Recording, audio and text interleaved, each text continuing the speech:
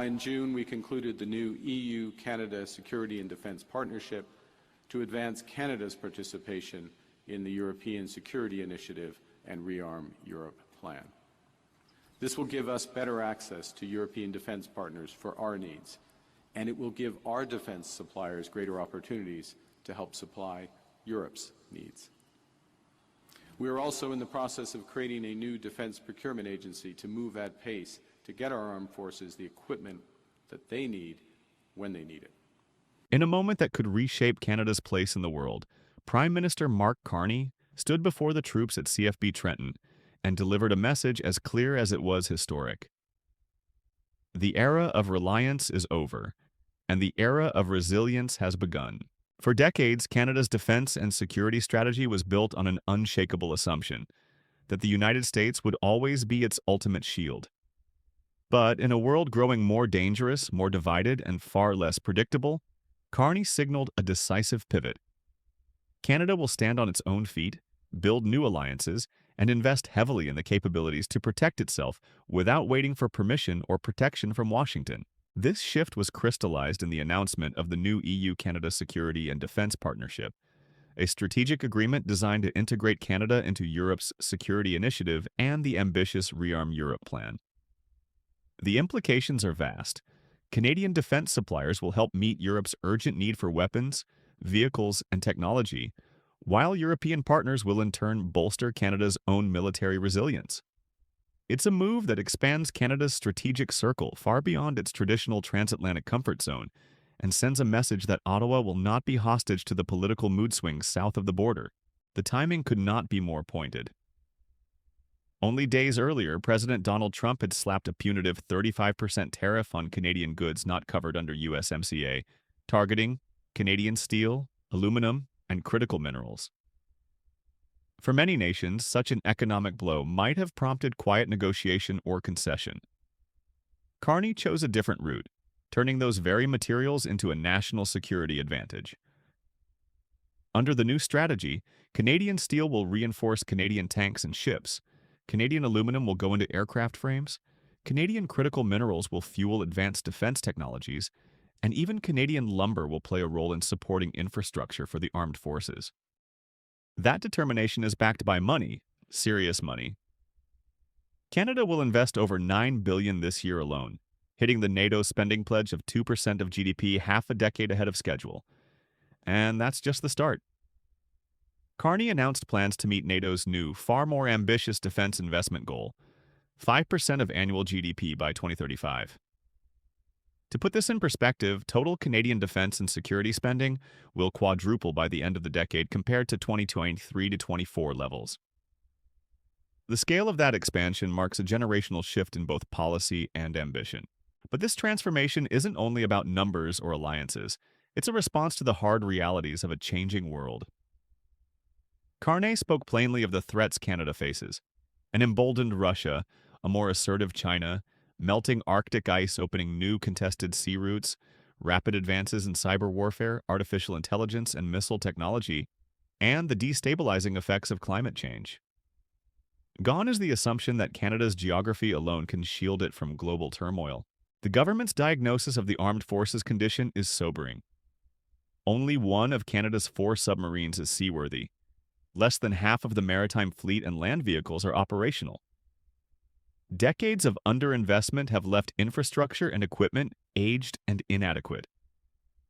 This is why, alongside the new defense partnership with Europe, Ottawa is creating a new defense procurement agency to rapidly get the right equipment to the military when it's needed, not years after the request is made. Yet Carney's speech was not just about weapons, ships, or budgets. It was also about people, the men and women who wear the maple leaf on their uniforms, and the families who serve alongside them in sacrifice, if not in combat. He acknowledged what Canadians have long known but rarely addressed in policy. While demands on the armed forces have grown, their resources, and especially their salaries, have lagged behind. In a sweeping overhaul, Carney announced a series of pay increases that will transform military compensation. Starting pay for privates will jump by 20%. Lieutenant colonels and below will see a 13% raise, while colonels and above will get 8%. These boosts, retroactive to April 1st of this year, come with additional service-based benefits, fairer posting allowances, and extra support for those preparing for combat or high-risk training. Specialized trades, critical to keeping the military running, will receive targeted incentives to strengthen retention and readiness. It's a recognition that the military is not just an institution, it's a network of families who often endure uprooted lives, long separations, and constant uncertainty. Carney's policy acknowledges that reality, aiming to give those families more stability, more choices, and more security of their own. For the armed forces, this moment is more than a policy announcement. It's a turning point. The message from the Prime Minister was unmistakable. Canada will not drift into the future hoping for protection. It will forge its own path, with allies who value mutual commitment over political convenience. And in doing so, it will rebuild its military strength from the inside out. Whether this bold vision survives the pressures of global politics remains to be seen. But August 2025 may well be remembered as the month Canada took a sharp turn toward military self-reliance, and in the process began to redefine its role in a turbulent world. If Part 1 of Mark Carney's vision was about strategy and numbers, Part 2 is about the lived reality of those who will carry it out, the Canadian Armed Forces. For years, Canada's soldiers, sailors, and air personnel have been asked to do more with less. Their duties have expanded far beyond traditional defense. In recent summers, they have been called upon not just to patrol borders or deploy overseas, but to fight wildfires, rescue flood victims, and provide humanitarian aid in disaster zones. This summer alone, forces have been deployed in Saskatchewan, Manitoba, Ontario, Quebec, and soon Newfoundland and Labrador, evacuating more than 6,000 Canadians from danger. Just this week, members based at CFB Trenton airdropped life-saving aid into Gaza. These operations underscore a point Carney made explicitly. The Canadian forces are as much a first responder to domestic crises as they are a deterrent to foreign threats. But this expanded role has not been matched by the resources or recognition it deserves, until now. In his speech, Carney painted a vivid picture of what service means beyond the uniform. He spoke not only of the risks taken by those in combat, but of the invisible sacrifices made by their families. The spouses who uproot their lives on short notice, the children who leave behind friends and schools, the parents who spend holidays with an empty chair at the table, trusting their loved ones will make it home. For them, a pay raise is more than a financial change. It is a lifeline, a source of stability in a career defined by uncertainty. The compensation overhaul announced at Trenton is comprehensive. On top of the base pay raises, 8% for colonels and above, 13% for lieutenant colonels and below, and 20% for privates, Ottawa will introduce a military service pay benefit tied directly to years served. This is designed to honor longevity in uniform, ensuring that commitment is rewarded over time. For those undertaking the most dangerous assignments, such as high-risk training or combat preparation, there will be new hazard-related pay. And for the trades essential to maintaining the military's operational readiness, additional incentives will be offered to recruit and retain talent. Even the way relocation allowances are calculated will change. Too often, posting allowances have failed to reflect the actual disruption caused by frequent moves. Under the new rules, the more times a member is forced to uproot their life, the higher the compensation, especially if those moves take them far from family support networks. This recognition of the personal toll of service marks a cultural as well as financial shift. It acknowledges that the Canadian Armed Forces is not a faceless institution, but a living, breathing network of people whose resilience depends on the stability of those closest to them. Carney made clear that the goal is not just to retain personnel, but to make service an attractive career for a new generation, capable of meeting Canada's defense needs for decades to come. The Prime Minister also linked these pay and benefit changes directly to Canada's broader defense strategy. A better paid, better supported force is a more ready and reliable one. Higher morale translates into higher retention, which in turn strengthens the country's ability to respond quickly to crises, whether they emerge at home or abroad. But there was another dimension to Carney's message, one aimed squarely at the geopolitical landscape. By tying military modernization to industrial policy, his government is not only strengthening the armed forces but also creating opportunities for Canadian workers. Investments in Canadian-made steel, aluminum, critical minerals, and even lumber are meant to feed both defense production and domestic jobs. Carney framed this as a win-win, a stronger military and a stronger economy, each reinforcing the other. This is where the EU-Canada partnership becomes even more critical. By participating in Europe's rearmament, Canadian industry gains access to new markets, while Canada gains access to European technologies, procurement networks, and political goodwill. In an era when Washington's economic hostility can arrive overnight, as it did with Trump's recent tariff announcement, this diversification of alliances is not a luxury. It's a necessity. Yet diversifying alliances also comes with risks. Aligning more closely with Europe may complicate Canada's defense relationship with the United States, particularly if U.S. policy turns more inward or protectionist. Carney's gamble is that by building these ties now, Canada will be less vulnerable to future shocks, whether they come in the form of tariffs, diplomatic spats, or divergent military priorities. For the armed forces, the message was clear. Ottawa sees you, values you, and is willing to invest in you. For Canadian industry, the signal was just as clear. Defense is no longer a side note in economic planning, it is a pillar. And for Canada's allies, the speech was an invitation to see Ottawa not as a junior partner under America's wing, but as a fully engaged, fully capable player in global security. Still, questions remain.